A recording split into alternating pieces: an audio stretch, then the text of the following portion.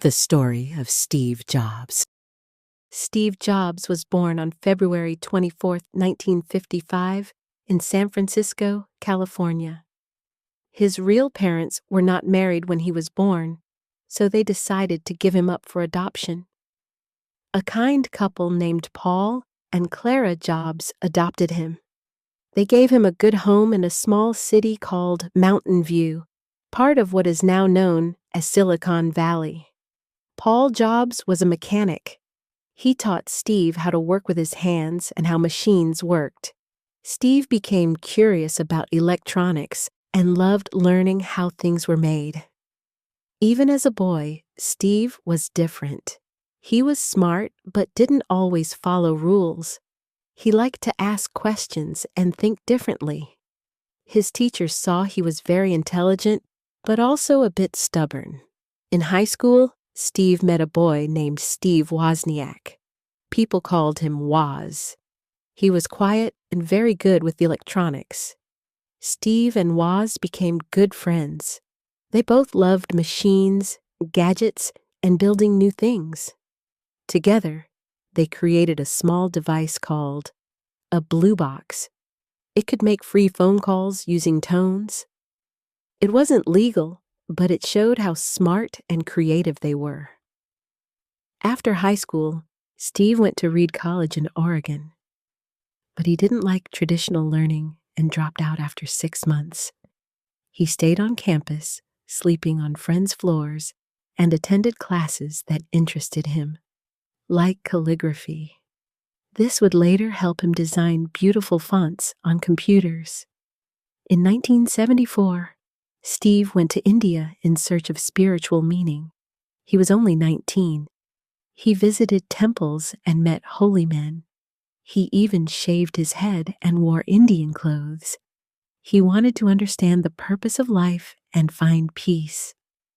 When he returned to California, he was thinner, calmer, and full of new ideas. But one thing had not changed: his desire to build something great. In 1976, Steve and Wozniak decided to start a computer company. They named it Apple because Steve liked apples and thought the name sounded fun and not scary. They began building computers in the garage of Steve's parents' home. Their first product was called the Apple I. It was simple but new. It didn't look like other computers. Woz built the hardware and Steve sold the idea.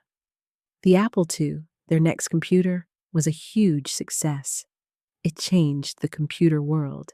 It was colorful, had a keyboard, and was easy to use.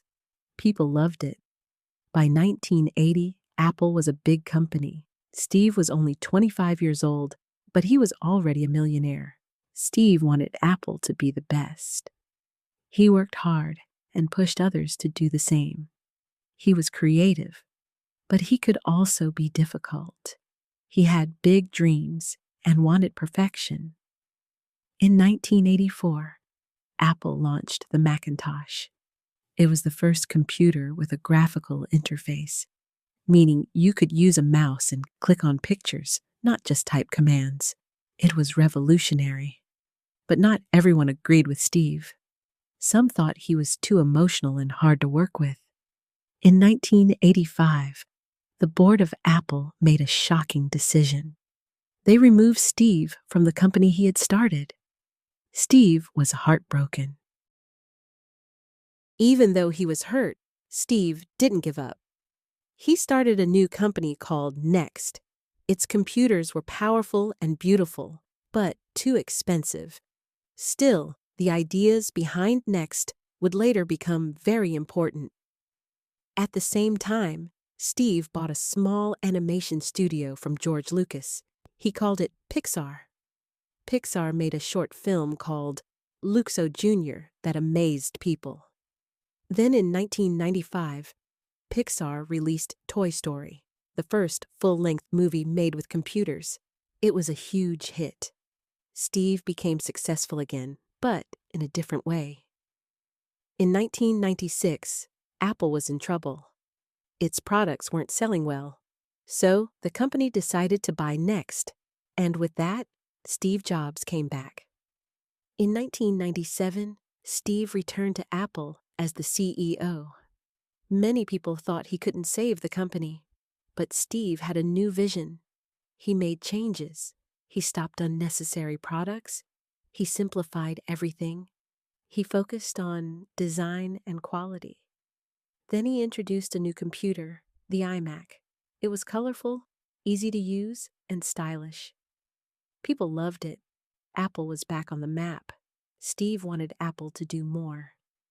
In 2001, Apple introduced the iPod, a small device that could hold thousands of songs. 1,000 songs in your pocket, said Steve. It changed how people listened to music. Then came the iTunes store, where people could buy songs legally online. This changed the entire music industry, but Steve wasn't done. In 2007, Apple released the iPhone. It was a phone, a music player, and a tiny computer all in one.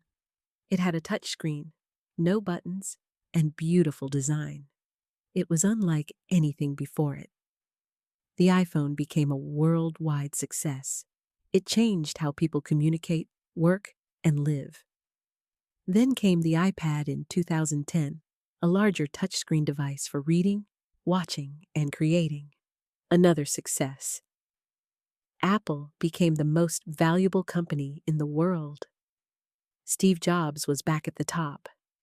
In 2004, Steve learned he had a rare form of pancreatic cancer.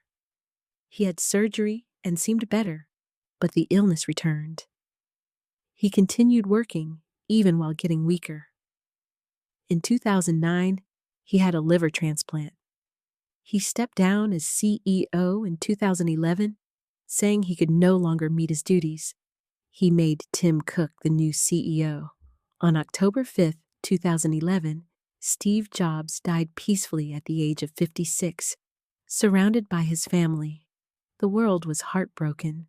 Presidents, CEOs, artists, and ordinary people paid tribute to him. He had changed the way we live. Steve Jobs didn't just build computers, he built ideas. He believed that technology and art could live together. He believed in thinking differently. He once said, "The people who are crazy enough to think they can change the world are the ones who do."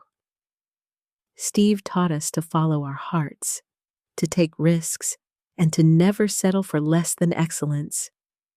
Today, Apple products are used around the globe. Millions of people watch movies created by Pixar, and smartphones have changed the world forever, all because of a man who followed his vision. What we can learn from Steve Jobs. Follow your passion. Steve loved technology and design, and he followed that love. Don't give up. Even when he was removed from Apple, he didn't stop creating. Keep things simple. Steve believed in making products that were easy and beautiful to use. Think differently. He didn't follow the crowd. He asked new questions and found new answers. Make your mark. Steve wanted to make a dent in the universe, and he did. Moral of the story. Success is not about being the smartest. It's about believing in yourself, staying true to your ideas, and never giving up.